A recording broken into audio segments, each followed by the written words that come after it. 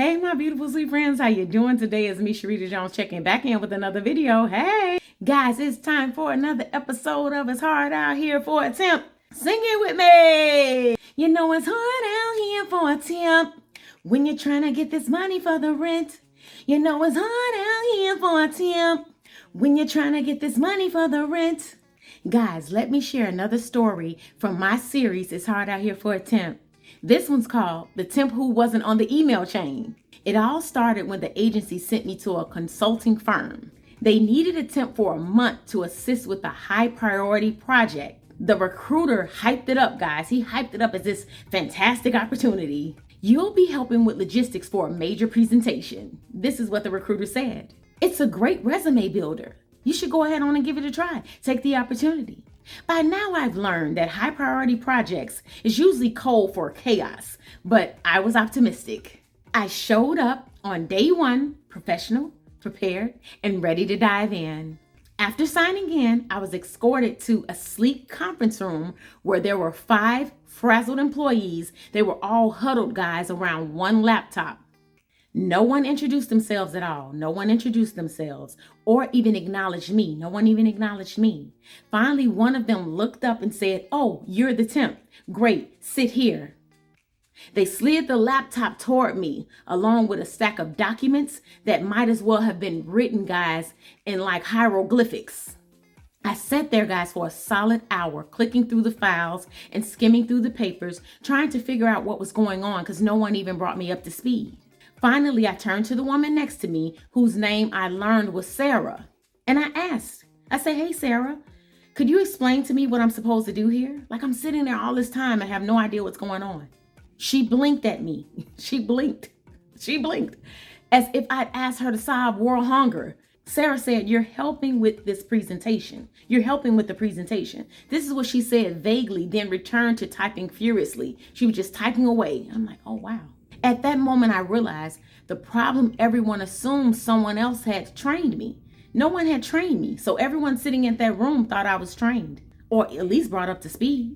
By lunchtime, I had pieced together that the team was preparing for a pitch to a major client. So they were putting together this information or putting together this presentation for a major client. The presentation was due in 2 days, guys. My role was to gather supporting documents, update the data, and organize materials. Simple enough, right? If I knew where anything was, had no clue where all these documents and materials that they wanted me to get. So I asked, "Hello, can I get access to the shared drive?" This is what I asked Sarah. She looked at me confused. "You're not on the email chain?" No, I said, I'm not on the email chain. I waited patiently like, no. She said, "Oh, well, IT usually takes a while to onboard temps." She said dismissively, so she dismissed it. She said, "Just use whatever files are on the desktop." So there I was, working blind as always, with no access to the latest files or updates. Every 5 minutes, someone would shout out a change to the presentation. "Update slide 3 with Q4 projections. Add the client's logo to the intro." Wait, where's the latest market data? This is what I was asking.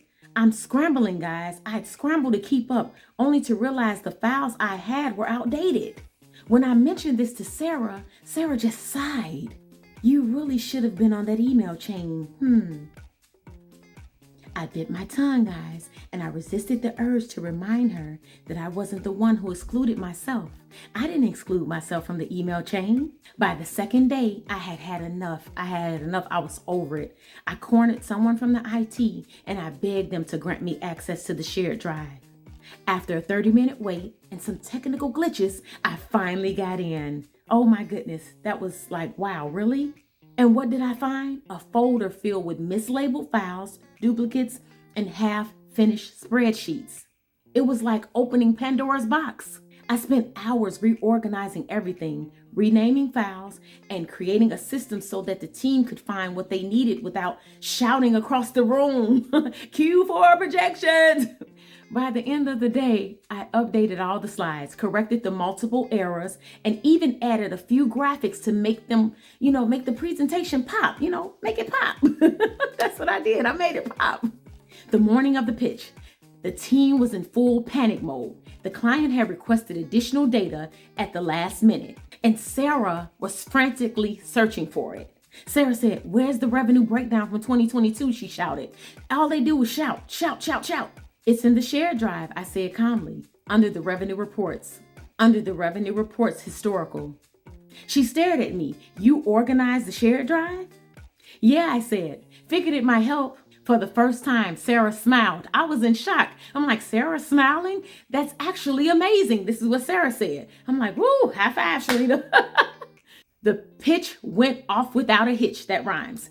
The client was impressed and the team was relieved. I sure know I was. And they celebrated in the break room. Yay. I quietly packed up my things, ready to head back to the agency for the next assignment.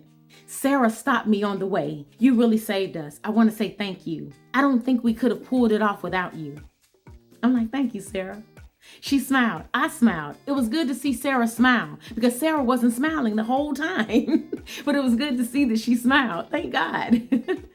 The funny thing is, no one ever put me on that email chain.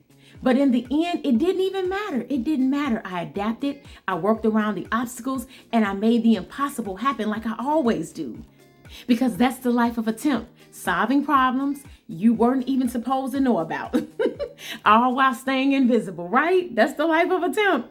It's hard out here for a temp, but if nothing else, it's never a dull moment. Guys, it's never dull. It's never a dull moment. Thank you so much for listening, guys. Sing it with me. You know it's hard out here for a temp when you're trying to get this money for the rent. You know it's hard out here for a temp when you're trying to get this money for the rent. You know it's hard.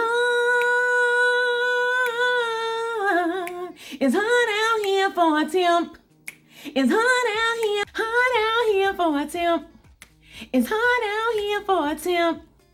It's hard out here for a temp. It's hard out here for a temp. Clap, clap, clap, clap. Hey, clap, clap, clap, clap. Hey, hey, clap, clap, clap, clap. Hey, clap, clap, clap, clap. It's hard out here for a temp. It's hard out here for a temp. It's hard out here for a temp. It's hard out here for a temp. Thank y'all so much for watching, liking, commenting, and subscribing. I love you lots, friends. And I'll see you guys in the next video. Bye for now. Have an amazing day. It's hard out here for a temp. It's hard out here for a temp. It's hard out here for a temp.